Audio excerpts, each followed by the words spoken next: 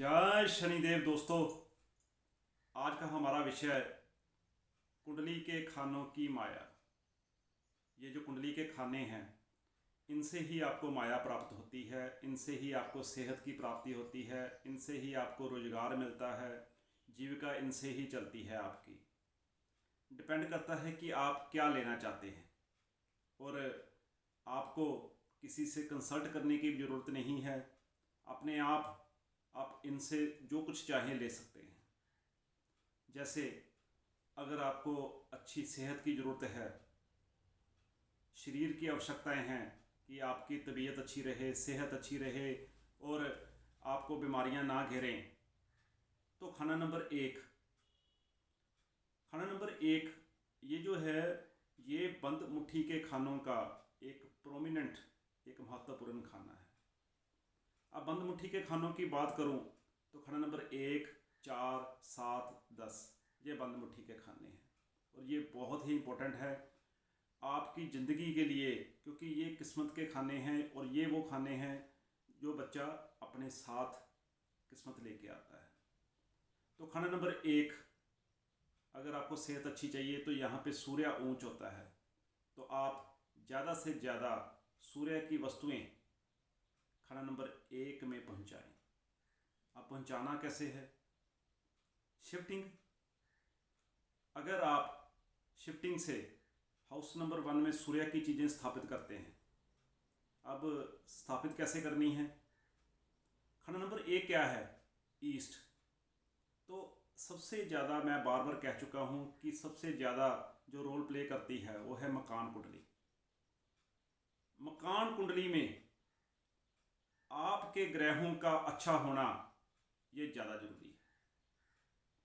मकान कुंडली has a very very dominating roll over जन्म कुंडली। और मैं तो कहता हूँ कि जन्म कुंडली की इतनी उपयोगिता नहीं है जितनी मकान कुंडली की है। तो बात को छोटा करते हुए, क्योंकि अगर मैं मकान कुंडली के बारे में समझाना शुरू करूँगा तो इसके लिए काफ़ी वीडियोस चाहिए, और जो कि मैं आने वाली वीडियोस में आपको ज़रूर बताऊँगा। तो खाना नंबर 1, ईस्ट। ईस्ट में ज़्यादा से ज़्यादा सूर्य की वस्तुएं रखें आप, जैसे गुड़, या एक बड़ा सा तांबे का एक पीस लगा दें, या तांबे का सूर्य लगा दें वहाँ पे, तो बड़ा अच्छा आपके लिए रहेगा। इसी तरह अगर आप चाहते हैं कि आपके पास धन आए, संपत्ति आए, सोना आए, चांदी आए, तो बृहस्पति खाना नंबर 4 में ऊंच होता है। तो ज़्यादा से ज़्यादा कोशिश करें कि बृहस्पति की वस्तुओं को आप खाना नंबर 4 में पहुँचाएँ। शिफ्टिंग द्वारा, जल प्रवाह द्वारा पहुँचा सकते हैं आप, या नॉर्थ ईस्ट में अपने मकान में बृहस्पति की वस्तुओं को स्थापित करके कर सकते हैं। इसी तरह सभी खानों में आप उनके जो ग्रह हैं, ग्रह की आशियाँ वहाँ पे स्थापित कर सकते हैं। बहुत सिंपल है। और अगर आप चाहते हैं कि प्रॉपर्टी आए, मकान बने और संपत्ति ज़्यादा से ज़्यादा हमारे पास हो, संपत्ति के इश्यूज़ आ रहे हैं आपके, और प्रॉपर्टी में झगड़े आ रहे हैं, संपत्ति नहीं मिल पा रही है, मकान नहीं मिल पा रहा है, ऐसी बहुत सारी चीज़ें हैं, तो खाना नंबर 7, यहाँ पर ज़्यादा से ज़्यादा शनि महाराज की वस्तुएं स्थापित करें। शनि महाराज को यहाँ पे शिफ्ट करें तो आपके लिए ये चीज़ों के द्वार खुल जाएंगे। आप चाहते हैं कि जीविका अच्छी चले, रोजगार अच्छा चले और भोजन का प्रबंध होता रहे, तो खाना नंबर 10 यहाँ पर मंगल की चीज़ों को स्थापित करें। मंगल खाना नंबर 10 यहाँ पे ऊंच होता है, और खाना नंबर 10 ही आपको जीविका देता है, रोजगार देता है, भोजन देता है आपको। तो इस तरह खाना नंबर 1 शरीर के लिए, खाना नंबर 4 आपके सोना चांदी के लिए, धन के लिए, खाना नंबर 7 संपत्तियों के लिए, और खाना नंबर 10 आपकी जीविका के लिए। हर एक खाना आपको कुछ ना कुछ देने को तैयार है। और वहाँ पर ये देखिए कि कहीं खराब ग्रह तो नहीं बैठे हैं। अगर वहाँ पे खराब ग्रह बैठे हैं तो आपको उनको शिफ्ट करना पड़ेगा, तभी उस खाने से आपको लाभ मिल पाएगा। ये एक सिंपल एक थ्योरी है बिल्कुल। और खाना नंबर 10 की मैं बात कर रहा था। खाना नंबर 10, आपको ये पता है कि मंगल शनि से दुश्मनी करते हैं, मगर फिर भी शनि महाराज मंगल को यहाँ पे ऊंच कर देते हैं, क्योंकि शनि महाराज न्याय के देवता हैं और वो ये चाहते हैं कि कर्म स्थान, खंड नंबर 10 कर्म स्थान है, यहाँ पर सिर्फ हिम्मत ही काम आएगी, उनको पता है। और इसलिए मंगल खंड नंबर 10 में ऊंच है। बृहस्पति खंड नंबर 10 में नीच होता है। क्यों? क्योंकि बृहस्पति पूजा पाठ है, धार्मिकता है। तो कर्म स्थान जो कार्य क्षेत्र है आपका, वहाँ पे पूजा पाठ का कोई काम ही नहीं है, धार्मिकता का कोई काम नहीं है, वहाँ पे तो सिर्फ हिम्मत से ही लड़ी जाती है। तो खंड नंबर 10 तो ऐसा है शनि महाराज का कि यहाँ पर तो बुध के प्रभाव में भी नहीं आते, बुध उल्टा शनि के महाराज के प्रभाव में आता है, क्योंकि बुध का काम है चापलूसी से काम निकालना, और शनि महाराज यहाँ पर इतबार उसके ऊपर नहीं करते हैं। इसी तरह बाकी सब खाने भी हैं। खंड नंबर 3 अगर हम देखें तो त्रिलोक, सूर्य, अपना स्वर्ग, पृथ्वी, पाताल। खंड नंबर अगर हम 3 की बात करें तो यहाँ पे पैसा कहाँ से आएगा? अपने ताया, चाचा, बंधु, सखा, इनसे पैसा आएगा। खंड नंबर 5 और 3 ये दोनों ही दिखाते हैं कि बच्चों से कितना पैसा आपको मिलेगा, धन मिलेगा। खंड नंबर 2 आपका ससुराल दिखाता है कि ससुराल से कितना आपको धन प्राप्त होगा, और मंदिर से कितना धन आपको प्राप्त होगा। क्योंकि मंदिर की बात अगर मैं करूं तो खंड नंबर 9 क्या है?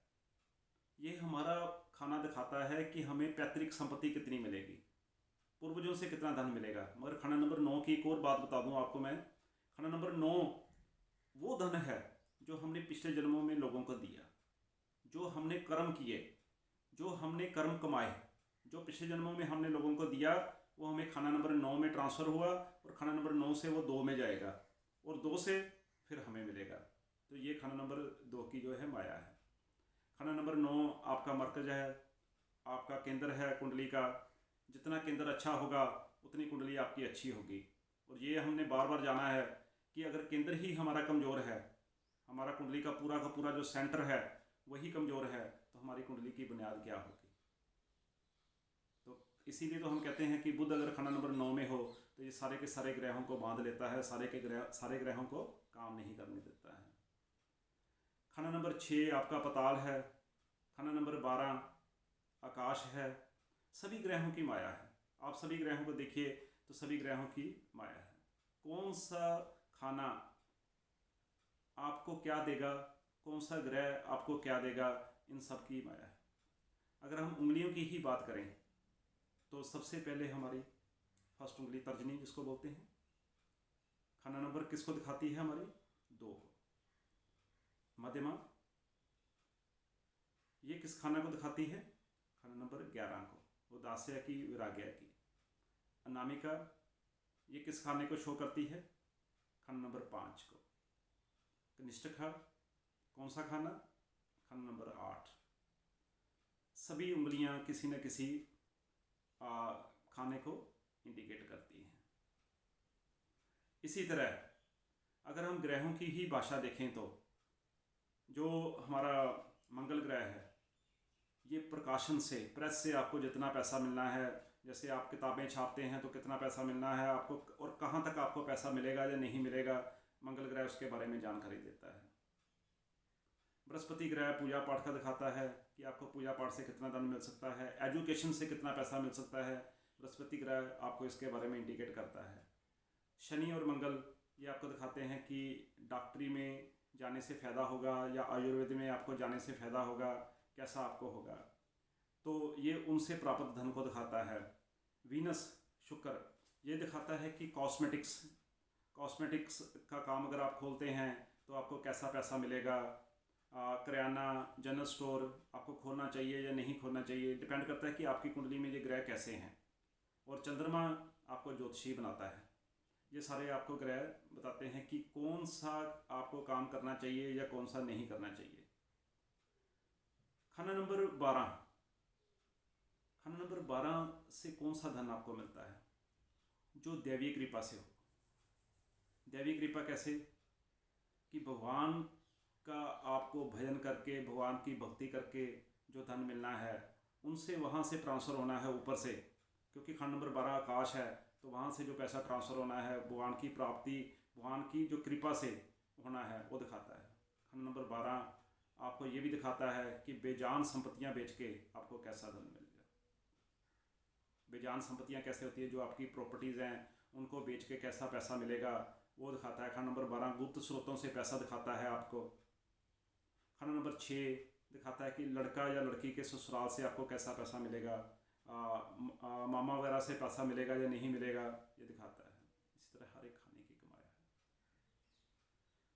और खंड नंबर 6 की अगर मैं बात करूं तो खंड नंबर 6 आपको पता है कर्ज दिखाता है, साहूकारा दिखाता है।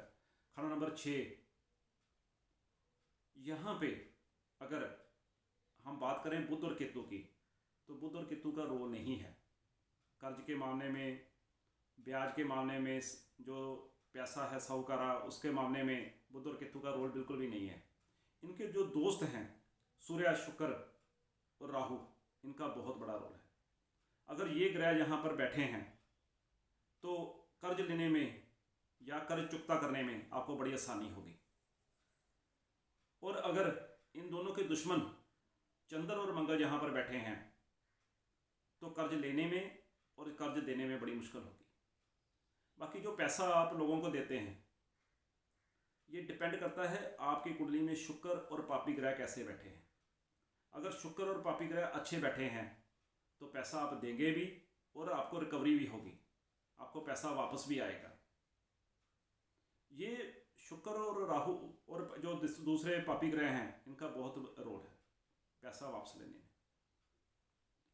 इसी तरह अगर हम शनि महाराज की बात करें, अगर शनि महाराज खंड नंबर 6 में बैठे हों तो इसको बोला है स्याही। शनि महाराज अगर खंड नंबर 6 से संबंध बना रहे हों या दृष्टि से जुड़ रहे हों तो यहाँ पे अगर शनि महाराज बैठे हुए हैं तो कर्ज वापस लेने में और कर्ज का चुकता करने में आपको बड़ी मुश्किलें होंगी। तो दोस्तों आने वाली वीडियोस में ऐसे ही मैं आपको कि पैसा का कैसे जो है कमाया जा सकता है या पैसा की प्राप्ति कैसे की जा सकती है, तो मैं आपको बताता रहूँगा आने वाली वीडियोस में। आपसे अनुरोध है कि आप मेरी वीडियो को ज़्यादा से ज़्यादा शेयर करें। धन्यवाद।